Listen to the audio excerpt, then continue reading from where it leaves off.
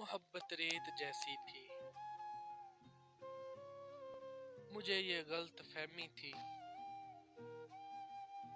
कि मोहब्बत ढेर सारी थी। मैं दोनों हाथ भर भर कर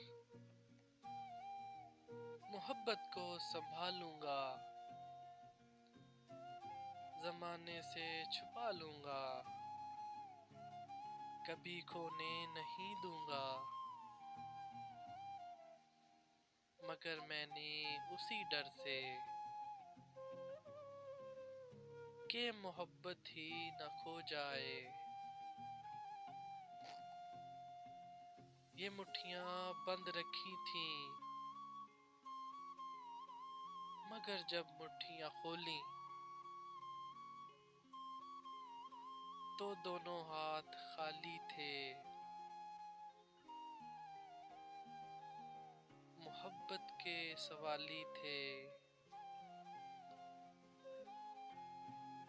क्योंकि मोहब्बत रेत जैसी थी।